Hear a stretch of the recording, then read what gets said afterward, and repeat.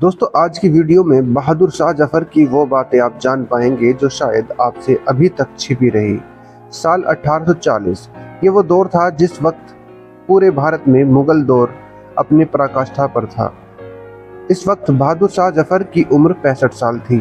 अचानक उसके दिल में कुछ ऐसा आया जिसे सुनकर पूरी प्रजा उसे पागल कहने लगी। आखिर वो बात क्या थी जिसे पूरी प्रजा उसे पागल कहती थी? दरअसल बहादुर शाह जफर 65 साल की उम्र में 19 साल की जीनत महल से शादी करना चाहता था और ये बात सुनकर प्रजा कहने लगी कि बूढ़ा सटिया गया है। लेकिन बहादुर शाह जफर पर उन बातों का कोई असर नहीं हुआ।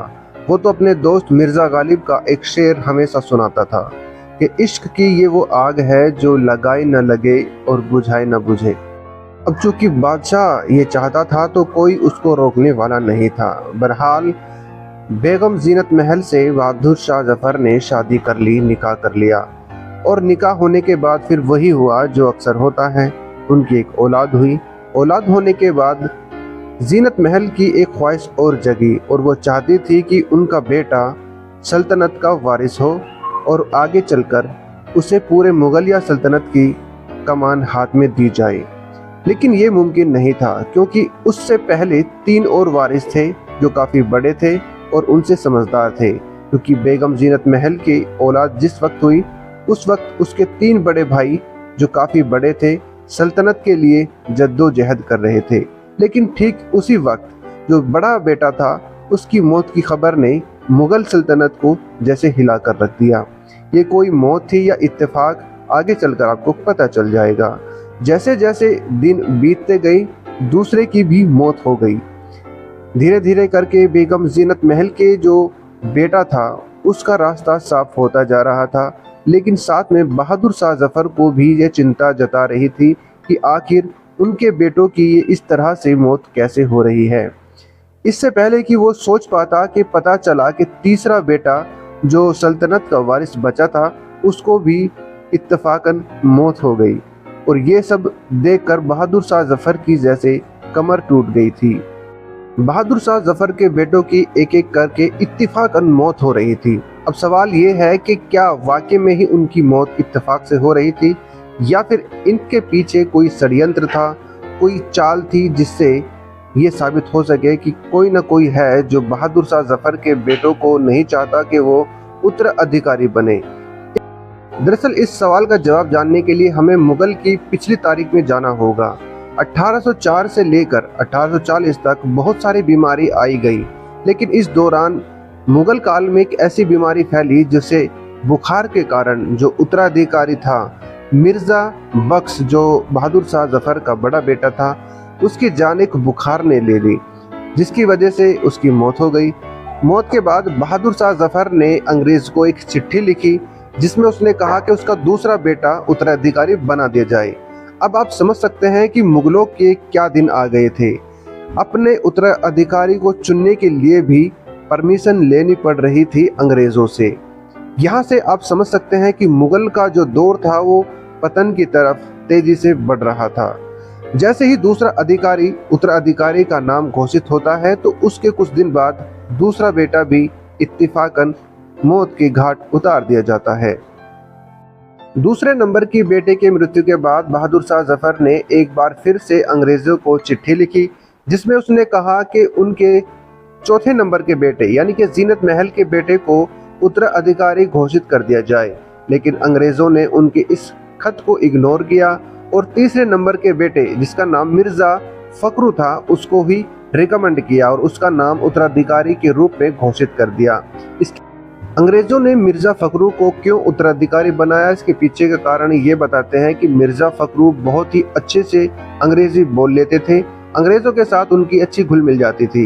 यही वजह रही है कि अंग्रेजों ने बहादुर शाह जफर के खत को इग्नोर किया, उनके पसंदीदा कैंडिडेट को हटाया और अपने पसंद के कैंडिडेट को उत्तराधिकारी घोषित कर दिया।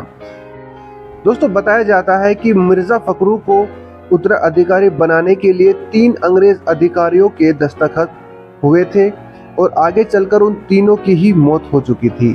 उनमें से एक जो उनका हेड था उसने अपनी मौत से पहले कहा था कि मिर्जा फखरू भी कुछ दिन बाद मर जाएगा। दोस्तों एक रिपोर्ट के मुताबिक ये बताया जाता है कि उन अंग्रेज अधिकारियों को जहर दिया गया था, जिसकी वजह से उनके पेट में दर्द रहने लगा और काफी दवाई के बाद भी वो दर्द कम ना हुआ। आखिरकार उनकी मौत ही हो चली थी। मरते मरते उन्होंने कहा था कि मिर्जा गालिब, मिर्जा फखरू जिसको उत्तराधिकारी बनाया गया है, उसको भी जल्दी ही मौत आ जाएगी। इसके पीछे का क्या कारण रहा है, आप कमेंट करके हमें बता सकते हैं। दोस्तों बहादुर शाह जफर नहीं चाहता था कि मिर्जा फखरू उत्तराधिकारी बने, क्योंकि वो उसका पसंदीदा नहीं था। वो चाहता था कि उसका उत्तराधिकारी जीनत महल और उसका ही बेटा बने, लेकिन उसके चाहने न चाहने से कुछ नहीं होता है, होता वही है जो अंग्रेज चाहते थे। और दोस्तों इन सभी झगड़ों के बीच, इन सभी इत्तेफाकों के बीच एक ऐसा कहर, एक ऐसा मंजर मुगल सल्तनत पर मंडरा रहा था जिसको इग्नोर किया जा रहा था। दरअसल 1854 से 1856 के बीच पूरी मुगल सल्तनत में पहली बार क्वारंटीन किया गया, वो भी एक महामारी के कारण। महामारी थी हैजा। हैजा ने उस वक्त हजारों नहीं लाखों लोगों की जान ली थी। आगरा से लेकर दिल्ली तक पूरे शहरों को क्वारंटीन कर दिया गया, लॉकडाउन पूरी तरह लगा दिया गया। कोई भी इधर उधर नहीं जा सकता था। जो लोग इधर उधर जा रहे थे वो अपने साथ हैजा को वहां पर लेके जा रहे थे। और इसी बीच जहां जहां भी हैजा से पीड़ित लोग गए, वहां पर भी हैजा की बीमारी आग की तरह फैली। और ये बीमारी सिर्फ दिल्ली आगरा तक सीमित ना रहकर भारत के कोने कोने में फैल गई थी। यहाँ तक कि मुल्तान, पाकिस्तान और अफगानिस्तान के लोगों को भी अपनी चपेट में ले लिया था। 1856 तक आते आते ये बीमारी एक नासूर बन चुकी थी। और मैं बता दूं कि 56 में जैसे ही ये बीमारी थोड़ी कम हुई थी, 1857 में फिर क्रांति हुई, फिर से कई लाख लोगों को मौत की घाट उतार दिया गया। ये थी इतिहास की कुछ तारीख और बहादुर शाह जफर के कुछ किस्से। दोस्तों आप मुझे बता सकते हैं कमेंट करके कि क्या आपको इसी तरह की तारीख से जुड़े किस्से सुनने में अच्छा लगता है, तो कमेंट करके हमें बताइए। मैं आगे भी आपके लिए बनाकर पेश करता रहूंगा। तो फिलहाल इस वीडियो में इतना ही दोस्तों। अगर आपको पसंद आई हो तो कमेंट करके ज़रूर बताना, वीडियो को लाइक ज़रूर देना। और दोस्तों हमारी मेहनत को जो हम आपके लिए करते हैं, जगह जगह घूमते हैं, ऐसी जगह जाते हैं जो शायद आप न जाना चाहें, क्योंकि बहुत ख़तरनाक भी होती है, और कुछ ऐसी जगह होती है जहां पर आप जाना चाहें।